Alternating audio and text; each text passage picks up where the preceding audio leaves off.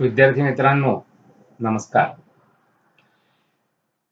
या एका व्हिडिओ लेक्चरमध्ये आपण आपल्या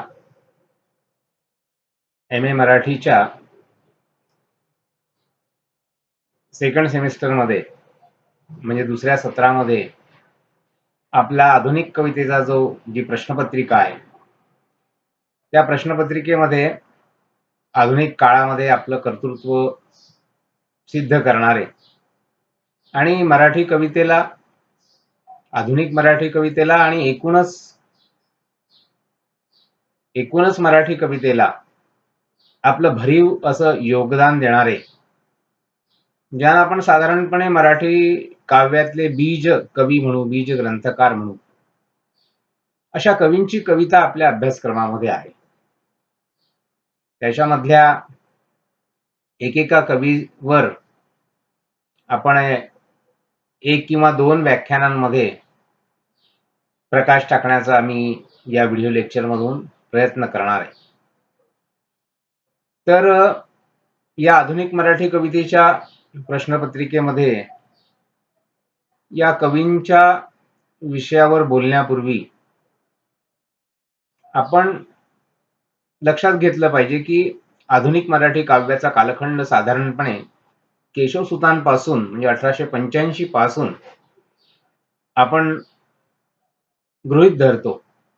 या काळामध्ये काव्यामध्ये प्राचीन काव्याच्या किंवा मध्ययुगीन काव्याच्या तुलनेमध्ये आधुनिक म्हणता येतील, नव्या म्हणता येतील अशा प्रकारच्या जीवन जाणीवा काव्याच्या माध्यमातून, स्फुट कवितांच्या माध्यमातून पहिल्यांदा सर्वप्रथम प्रभावीपणे प्रगट होऊ लागल्या आणि त्या कवितेला मग आधुनिक मराठी कविता अशा प्रकारचं नामाभिधान मिळालं, ज्याचा अग्रपूजेचा मान आपण कवी कुलगुरू मराठीचे केशवसुतांना देत असतो.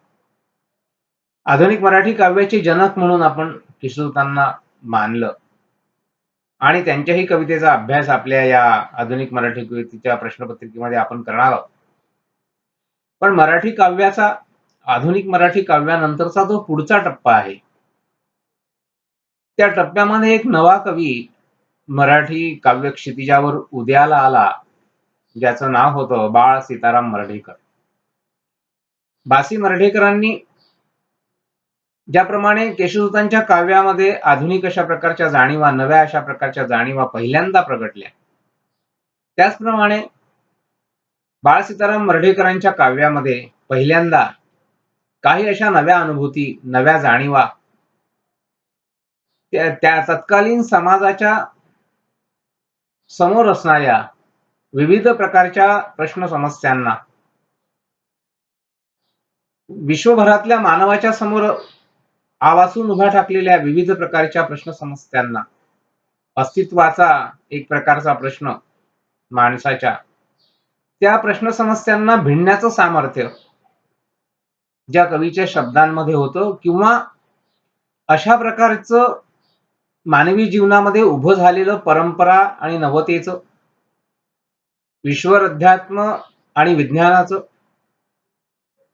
आधुनिकता आणि परंपरेचं, अशा प्रकारचं द्वंद्व अत्यंत प्रभावीपणे नव्या प्रतिमांच्या सृष्टीसह, नव्या शब्दांसह ज्या कवीच्या काव्यामध्ये पहिल्यांदा प्रगटलं, ज्याला आपण नव्या जाणीवा म्हणू, अशा नव्या जाणीवा पहिल्यांदा मराठी काव्यामध्ये प्रगट करणारा कवी म्हणून बाळ सीताराम मर्ढेकरांचं नाव आज मान्य झालेलं आहे संपूर्ण मराठी साहित्याच्या क्षेत्रामध्ये. स्वतः मर्ढेकरांनीच नवकाव्याचा मापदंड सांगताना असं म्हटलं होतं की नव्या भावनानिष्ठ समर्थानता म्हणजे नव्या प्रतिमा, नवी प्रतिमा सृष्टी ज्यावेळी काव्याच्या क्षितिजावर उदयाला येते, तेव्हा एक युग संपून दुसरं युग सुरू झालं असं मानलं जातं. अशाच पद्धतीने ज्यांना आपण नवकवी अशी उपाधी दिली जाते, जे दुसरे कवी शरदचंद्र मुक्तिबोध, त्यांनी आपल्या नवी मळवाटच्या प्रसिद्ध प्रस्तावनेमध्ये नवकाव्याचे निकष सांगताना अशाच काही गोष्टींचा निर्देश केलेला होता. त्यांनी नवीन छंद, नव्या प्रतिमा, सामाजिकता ह्या काही गोष्टी नव्या काव्याच्या मापदंड म्हणून सांगितलेल्या होत्या. मर्ढेकरांनी सांगितलेले मापदंड किंवा मुक्तिबोधांनी सांगितलेले मापदंड, या दोन्ही मापदंडाच्या पार्श्वभूमीवर आपण जर तपास केला तर आपल्याला मर्ढेकरांची कविता ही अस्सल नवी कविता आहे. आता हे जे नवेपण आहे ते अर्थातच जुन्या आधीच्या कवितांच्या, आधीच्या कवींच्या काव्याच्या तुलनेमध्ये आपण जेव्हा बघायला लागतो तेव्हा आपल्याला दिसतं की त्या कालखंडामध्ये जगामध्ये जी परिस्थिती होती, जे नवे नवे वाद, म्हणजे एका बाजूला मार्क्सवाद असेल, आर्थिक क्षेत्रामध्ये नवा विचार मांडणारा, किंवा फ्राईडचा मानसशास्त्र असेल फ्राईडचं, किंवा विज्ञानाच्या क्षेत्रामध्ये आलेल्या अनेक गोष्टी असतील, किंवा जॉन स्टार्कनी मांडलेला अस्तित्ववाद असेल, अशा प्रकारच्या नव्या नव्या विचारसरणी ज्या जगाच्या क्षितिजावर उदयाला आल्या होत्या, त्या सर्व विचारसरणींचा प्रभाव घेऊन आणि त्यातही ज्यावेळी मर्ढेकरांचा पहिला काव्यसंग्रह 1939 मध्ये प्रकाशित झाला आणि त्या काव्यसंग्रहामध्ये आपल्याला नवेपणाच्या खुणा तेवढ्या दिसल्या नाही, रसिकांना दिसल्या नाही. परंतु त्यांचा जो दुसरा काव्यसंग्रह 1947 मध्ये, योगायोग असा होता की ते आपल्या भारतीय स्वातंत्र्याचं वर्ष पण आपण मानतो.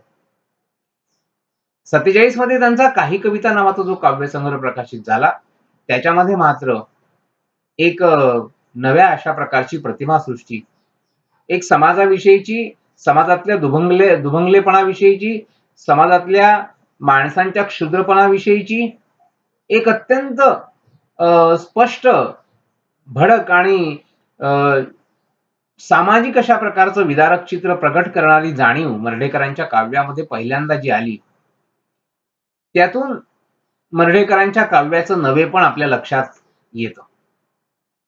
त्या पूर्वीच्या काळामध्ये मर्ढेकर ज्यावेळी इंग्लंडमध्ये ICS ची परीक्षा देण्यासाठी म्हणून गेले, नक्कीच त्या वातावरणाचाही प्रभाव त्यांच्यावर पडला होता असं मानलं जातं आणि असं दाखवलेलं आहे. विंदा करंदीकरांनी परंपरा आणि नवता या ग्रंथामध्ये जो मर्ढेकरांच्या कवितेवरचा सुप्रसिद्ध लेख लिहिला, त्याच्यामध्ये त्यांनी लिहिलं की इंग्रजी नवकवींच्या परंपरेमध्ये मराठीतून लिहिणारा नवकवी, असं त्यांनी मर्ढेकरांचं वर्णन केलंय. म्हणजे इंग्रजी नवकवी त्या काळातले जे होते, इलियट, ऑडेन, हॉपकिन्स, या नवकवींच्या प्रभावातून मर्ढेकरांनी एक आपल्या समाजाचं चित्र किंवा एकूणच वैश्विक अशा प्रकारचं एक विध्वंसाचं चित्र आणि मानवतेचा विध्वंस होत असतानाची जाणीव, एक दुभंगलेपणाची जाणीव, उद्ध्वस्तपणाची जाणीव, मानवी मूल्यांचा ऱ्हास जो कवी पाहतो आहे, त्या संवेदनशील मनाला तो जो ऱ्हास सर्वत्र दिसतो आहे, ती जाणीव, ती अत्यंत दुःखपूर्ण अशा प्रकारची जाणीव, वेदनेची जाणीव, ती त्यांनी त्यांच्या काव्यातून अत्यंत प्रभावीपणाने, प्रखरपणाने आणि नेमकेपणाने, थेटपणाने, परखडपणाने जी प्रगट केली. त्यासाठी मग त्यांनी नव्या नव्या शब्दांचा वापर केला. काही शब्द इंग्रजीतून त्यांनी घडवले. आपल्या पारंपरिक अशा प्रकारच्या संकल्पनांचं विडंबन त्यांनी आपल्या काव्यातून केलं आणि एक प्रकारे भेदकपणाने समाजाची स्थिती, समाजाचं पोस्टमार्टेम एक प्रकारे त्यांनी आपल्या काव्याच्या माध्यमातून ते केलं. त्याच्यातून हा नवकवी उदयाला आला. त्या नवकवीच्या उदयाला स्वाभाविकच तत्कालीन 2 विश्वयुद्ध आणि विविध प्रकारचं ज्ञानाच्या आणि विज्ञानाच्या क्षेत्रामध्ये झालेलं परिवर्तन, क्रांती आणि त्याचा प्रभाव पडून मर्ढेकरांनी आपल्या परंपरेच्या आणि त्या सर्व गोष्टींचं भान ठेवत, एक प्रकारे परंपरेचा आणि नवतेचा समन्वय साधत मर्ढेकरांनी आपलं काव्यलेखन केलं आणि त्याच्यातून ही नवकविता उदयाला आली असं आपल्याला दिसतं. 1939 मध्ये मर्ढेकरांचा शिशिरागम नावाचा पहिला काव्यसंग्रह प्रकाशित झाला होता. खरं म्हणजे आपल्या अभ्यासक्रमात जे पुस्तक आहे ते हे आहे, मर्ढेकरांची कविता नावाचं. आणि आपण याच्या आधाराने आणि यातल्या कवितांच्या आधाराने मर्ढेकरांचा अभ्यास करणार आहोत. हे पुस्तक पॉप्युलर प्रकाशनाने 1959 मध्ये प्रकाशित केलेलं पुस्तक आहे, मर्ढेकरांची कविता नावाचं. याच्यामध्ये मर्ढेकरांची समग्र कविता अभ्यासक्रमामध्ये आहे असं आपल्याला दिसतं. पण मर्ढेकरांच्या काव्याची पार्श्वभूमी आपण या लेक्चरमध्ये समजून घेऊ. म्हणजे मर्ढेकरांची कविता ज्या कालखंडामध्ये प्रकाशित झाली होती तो कालखंड आपल्या देशातलाही अत्यंत धामधुमीचा कालखंड होता, संक्रमणाचा कालखंड होता.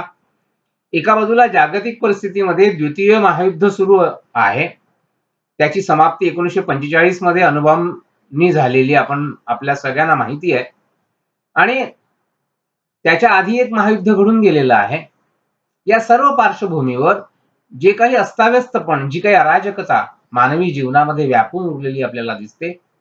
आपल्या भारत भूमीवर स्वातंत्र्य युद्धाचा वन्नी सर्वत्र पेटलेला आहे आणि त्याच्यामध्ये माणसाची जी एक अवस्था झालेली आहे, ऐशा टापूत चौफेर नाही माहेर सासर, कैचे गोत्र वा प्रवर अनामिका, असं मर्ढेकर म्हणतात. अशा प्रकारची जी अवस्था झालेली आहे, त्या अवस्थेचं भेदक अशा प्रकारचं प्रतिबिंब मर्ढेकरांच्या काव्यातून जे प्रगट झालं, ते 1947 मध्ये त्यांचा दुसरा काव्यसंग्रह जो प्रसिद्ध झाला, त्याचं नाव होतं काही कविता. आणि या काही कवितातल्या कवितांमधल्या ज्या काही कविता होत्या त्या अत्यंत प्रभावी अशा प्रकारच्या, ज्यांनी मराठी रसिक मनाला, मराठी समीक्षेला त्या काळामध्ये गदगदा हलवून सोडलेलं होतं. आणि त्याच्यामुळे हा जो एक नववळण मराठी काव्याला त्या काव्यापासून दिसलं असं आपल्या लक्षात येतं. शिशिरागम हा काव्यसंग्रह त्यांचा पहिला 1939 मध्ये प्रकाशित झालेला. शिशिरागमवर आधीच्या कालखंडातले जे बालकवींसारखे कवी होते, माधव जुलियनांसारखे प्रेम कवी होते, या कवींचा प्रभाव कुठेतरी आपल्याला दिसतो. शिशिरागम मध्ये मर्ढेकरांच्या मनातली प्रेम भावना, प्रेम जाणीव प्रगटलेली दिसते. आणि ती असबल प्रेम जाणीव, ज्याला विरह भावना म्हणू आपण प्रेमातली, त्या वियोग शृंगाराचं दर्शन त्यांच्या त्या प्रणय कवितेमध्ये, शिशिरागम मधल्या प्रणय कवितेमध्ये आपल्याला दिसतं. ज्या शिशिरागम मधल्या प्रेमकाव्याची वैशिष्ट्ये काय आहेत, किंवा मर्ढेकरांचा प्रवास शिशिरागम कडून काही कवितांकडे आणि काही कवितांकडून आणखी काही कवितांकडे कसा होत गेला. म्हणजे त्यांचा शिशिरागम 1939 चा संग्रह, 1947 मध्ये त्यांचा काही कविता संग्रह प्रकाशित झाला आणि 1951 मध्ये त्यांचा आणखी काही, या 3 संग्रह, या तिन्ही संग्रहात जी कविता आहे ती या संग्रहामध्ये आहे. आणि हा संग्रह आपल्या अभ्यासक्रमामध्ये आहे, जो मौज प्रकाशनाने 1959 मध्ये पहिल्यांदा प्रकाशित केला होता. तर हे जे मर्ढेकरांच्या काव्याचे टप्पे आहेत ते आपण लक्षात घेतले तर मर्ढेकरांची कविता समजून घेता येते. कारण मराठीमध्ये जे दुर्बोध मानल्या जाणारे 2 प्रमुख कवी होते आहेत, ज्याच्यामध्ये पहिले मर्ढेकर, त्याच्यानंतर चित्र्यांच्या कवितेबद्दल आपल्याला म्हणता येऊ शकतं की त्यांची कविता रसिकांसाठी दुर्बोध ठरली. अरुण कोलटकर काही प्रमाणात, नंतर कविवर्य ग्रेस. पण मर्ढेकरांच्या काव्याची दुर्बोधता भेदण्याचा प्रयत्न, मर्ढेकरांच्या काव्याच्या दुर्बोधतेचं जे धुकं आहे, जे आवरण आहे, ते दूर करण्याचा प्रयत्न अनेक समीक्षकांनी मराठीमध्ये केलेला आहे.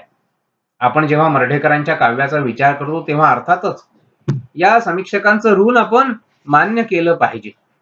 उदाहरणार्थ, माझ्या हाती हा जो ग्रंथ आहे मर्ढेकरांची कविता आकलन, आस्वाद आणि चिकित्सा नावाचा, हा ग्रंथ आपल्या मराठीतले मोठे समीक्षक डॉक्टर अक्षयकुमार काळे यांनी लिहिलेला ग्रंथ आहे. याच्यामध्ये त्यांनी मर्ढेकरांचं चरित्र आणि मर्ढेकरांच्या काव्याची संपूर्ण समीक्षा, त्यांच्या काव्याची संपूर्ण वैशिष्ट्य आणि सोबतच मर्ढेकरांनी लिहिलेल्या सर्व कवितांचा भावार्थ, रसग्रहण या संग्रहामध्ये, या ग्रंथामध्ये, या समीक्षा ग्रंथामध्ये त्यांनी दिलेलं आपल्याला दिसतं. मर्ढेकरांच्या काव्यावर डॉक्टर द.भी. कुलकर्णी यांनी पण मोठ्या प्रमाणात लेखन केलेलं आहे. मर्ढेकरांचे सौंदर्यशास्त्र एक पुनःस्थापना नावाचा ग्रंथ आहे. तसंच मर्ढेकरांची अनन्यता, मर्ढेकरांची याही ग्रंथामध्ये द. कुलकर्णी यांनी हे सगळं प्रगट केलेलं आपल्याला दिसतं. मर्ढेकरांची महात्मता नावाचा प्राध्यापक कृष्णा चौधरींचा हा ग्रंथ आहे. याशिवाय मराठीतले अनेक नामवंत समीक्षक प्राध्यापक डॉक्टर सुधीर रसाळ असतील, विजया राजाध्यक्ष असतील, याही अनेक मान्यवरांनी मराठीमध्ये मर्ढेकरांच्या काव्याची समीक्षा केलेली आपल्याला दिसते. तर ही जी मर्ढेकरांची कविता आहे, या मर्ढेकरांच्या काव्याची वैशिष्ट्य आपण या व्याख्यानामध्ये या पार्श्वभूमीच्या माध्यमातून आपण समजून घेत आहोत. तर मर्ढेकरांच्या या संग्रहामध्ये 3 काव्यसंग्रहातली कविता आहे आणि ते 3 टप्पे जे आहेत, मला असं वाटतं की मर्ढेकरांची कविता प्रेम कवितेच्या माध्यमातून शिष्यरागम मध्ये प्रकाशित झाली. प्रेम कविता. दुसरा टप्पा त्यांच्या काव्याचा जो होता तो आध्यात्मिक कवितेचा टप्पा, तो सामाजिक कवितेचा टप्पा, जो मर्ढेकरांच्या काही कविता नावाच्या संग्रहामध्ये तो आपल्याला दिसतो. ती जाणीव आपल्याला दिसते, प्राधान्याने दिसते. आणि त्यांच्या काव्याचा तिसरा टप्पा ज्याला आपण म्हणू शकतो, तो म्हणजे आध्यात्मिक कवितेचा टप्पा, आध्यात्मिक जाणीवेची कविता. ती आणखी काही कविता या संग्रहामध्ये आपल्याला दिसते. मर्ढेकरांच्या काव्याचं जे वैशिष्ट्य आहे ते त्यांच्या काव्यातल्या सामाजिकतेमध्ये आहे. समाजातल्या दुभंगलेपणाचं अत्यंत प्रभावी चित्र त्यांनी जे काढलंय त्याच्यामध्ये आहे असं आपल्याला दिसतं. मर्ढेकरांच्या काव्याची सुरुवात जी झाली ती मात्र शिशिरागम पासून झालेली आपल्याला दिसते. शिशिरागम या संग्रहातली जी पहिलीच त्यांची कविता आहे, ती कविता त्यांच्या काव्याचं त्या संग्रहातल्या वेगळेपण सांगणारी कविता आहे. ही जी कविता आहे, शिशिर ऋतूच्या पुनरागमे लागले एक एक पान गळावया, का लागता मज येत असे नकळे उगाच रडावया. ही जी अनुभूती आहे, ही प्रेमातली, विरहाची, असफल प्रीतीची अनुभूती अत्यंत कोवळ्या आणि हळूवार शब्दांनी मर्ढेकर या काव्यामध्ये, या कवितेमध्ये वर्णन करतात. शिशिर ऋतूच्या पुनरागमे एक एक पान गळावया, का लागता मज येत असे नकळे उगाच रडावया. पानात जी निजली इथे इवली सुकोमल पाखरे, जातील सांग आता कुठे निष्पर्ण झाडीत कापरे. मर्ढेकर प्रश्न विचारत आहेत की शिशिर ऋतू आल्यामुळे ही जी पानगळ आलेली आहे, ही पानगळ एक प्रकारे त्या कवी हृदयामध्ये आलेली पानगळ आहे. प्रेयसीने दिलेल्या नकारामुळे प्रियकराच्या मनामध्ये जी काही एक विरहाची आणि एक पोकळी निर्माण झाली आहे, त्या पोकळीमुळे आलेला जो ऋतू आहे तो पानगळीचा ऋतू आहे. न शिशिर ऋतूच्या पुनरागमे लागले एक एक पान गळावया. ही जी पानगळ आहे ही कवीच्या हृदयाची पानगळ आहे. त्याच्यामुळे त्याच्या मनातल्या प्रेमाच्या पाखरांना प्रश्न पडतो, पानास जी निजली इथे इवली सुकोमल पाखरे. ही जी प्रेमामध्ये आलेली पानगळ आहे, त्याच्यामुळे ही जी प्रेमाची पाखरं निजली होती, जातील सांग आता कुठे निष्पर्ण झाडीत कापरे. ही आता कुठे जातील असा प्रश्न कवीच्या कोमल हृदयाने या कवितेमध्ये विचारला आहे. फुलली असेल तुझ्या परी बागेतली बकुलावय, वाळूत निर्झर बासरी किती गोड उव महितली, येतील ती उडुनी तिथे इवली सुकोमल पाखरे, पानात जी निजली इथे निष्पर्ण झाडीत कापरे. पुसतो सुहास स्मरुनिया तुझ आसवे जरी लागले एक एक पान गळावया. त्या प्रेमाच्या पाखरांना तू आपल्या सुंदर अशा उबदार अशा भूमीमध्ये, आपल्या मनाच्या भूमीमध्ये जागा करून देशील का, असा प्रश्न मर्ढेकर या कवितेमध्ये विचारतात. ही जी कोमलता आहे मर्ढेकरांच्या काव्याची प्रारंभीच्या याच्यामध्ये दिसलेली, या कोमलतेला नंतरच्या धगधगीत अशा समाज वास्तवानी आणि त्याच्या अनुभूतींनी तडे गेलेले आपल्याला दिसतात. आणि मग मर्ढेकरांची कविता काही कवितांच्या ठिकाणी ज्याच्यामध्ये जे परिवर्तन झालेलं आहे, ते परिवर्तन अतिशय आमूलाग्र अशा प्रकारचं परिवर्तन आहे. मर्ढेकरांनी काही कवितातली जी पहिलीच कविता आहे त्याच्यामध्ये त्या परिवर्तनाचं संपूर्ण चित्र रेखाटलेलं दिसतं. मर्ढेकरांच्या काव्याचं वेगळेपण ह्या टप्प्यावर कशामध्ये आहे, तर ते त्यांच्यातल्या कवीच्या हृदयाला भोसणाऱ्या अवतीभोवतीच्या समाज समस्यांमध्ये आहे. त्याला जे प्रश्न पडलेले आहेत, जे उद्ध्वस्तपण जगामध्ये सर्वत्र कवीला जाणवतं, ते प्रश्न कशा प्रकारचे आहेत? ते संपूर्ण मानवतेला पडलेले प्रश्न आहेत. मानवी मूल्यांसमोरचे प्रश्न आहेत. आणि म्हणून त्या कवितेमध्ये मर्ढेकर असं म्हणतात, प्रेमाचे लव्हाळे सौंदर्य नव्हाळे. प्रेमाचे लव्हाळे सौंदर्य नव्हाळे, शोधू आसपास मुडद्यांची रास. यंत्रातून आग, गोळ्यांचे पराग, विमानांचे हल्ले, बेचिराग जिल्हे, रक्ताची थारोळी, अपंग आरोळी. बेभानले मन रोखता संगीन, आज्ञा होता वीर, हाती घेई शिर, कुणाचे कशाला. आज्ञा होता वीर, हाती घेई शिर, कुणाचे कशाला, भाकरी पोटाला. हे जे काही अवतीभोवतीचं वातावरण आहे, हे युद्धाचं वातावरण आहे, महायुद्धाचं वातावरण आहे. त्याच्यानी संपूर्ण मानवी मूल्यांची राखरांगोळी कशी केलेली आहे, ते मर्ढेकरांच्या या शब्दातून अत्यंत प्रभावीपणे व्यक्त झालेलं आहे. की बेभानले मन रोखता संगीन, विटली ही काया देशावर माया. आहे का खरंच कुणाची देशावर माया? कुणाची? देशावरच्या मायेसाठी सैनिक हातामध्ये शस्त्र घेतो आहे, की पडत्या फळ्याची आज्ञा होता वीर, हाती घेई शिर, कुणाचे कशाला, भाकरी पोटाला. की भाकरीसाठी तो हे शस्त्र हाती घेतो आहे, एकमेकांना मारण्यासाठी तो उद्युक्त झालेला आहे. ही भेद कशा प्रकारची जाणीव या पहिल्याच काही कवितांमध्ये मर्ढेकरांनी व्यक्त केलेली आहे. आणि तिथे त्यांनी ईश्वराच्या अस्तित्वावर प्रश्नचिन्ह उभं केलेलं आहे. आम्हा भाग्यवंता क्षमस्व अहंता, आमुचे मरण आम्हीच जळणं. काय अवस्था झाली आहे मानवतेची विश्वातल्या. आमुचे मरण आम्हीच जळणं, पाहिले या डोळा विश्वंभर भोळा, सडवी पाचोळा फुलविण्या ज्वाळा. जणू काही या माणसांचा जन्म याच्यासाठी आहे की त्यांनी एक दिवस मरून जावं आणि अग्नीमध्ये भस्मसात होऊन जावं. पाला पाचोळ्यांप्रमाणे या माणसांची अवस्था झालेली आहे आणि त्यासाठीच जणू काही देवानी ईश्वरानी या माणसांना जन्माला घातलेला आहे की काय, असा प्रश्न पडावा अशी विदारक परिस्थिती अवतीभोवती निर्माण झालेली आहे. आणि कवितेचा शेवट करताना या काही कवितातल्या पहिल्या कवितेचा मर्ढेकर म्हणतात, पृथ्वीची तिरडी, पृथ्वीची तिरडी ज्याच्यावर पेट ठेवलं जातं, एरवी परडी फुलांनी वरली, जळो देवावली. प्रेमाचे लव्हाळे सौंदर्य नव्हाळे. प्रेम आणि सौंदर्य शोधायला जेव्हा एखादं कविमन संवेदनशील जातं, तेव्हा त्याच्या हाताला काय लागतं याचं वर्णन करणारी आणि भेद कशा समाज वास्तवाचं वर्णन करणारी ही कविता, ही मर्ढेकरांची नवी कविता आहे.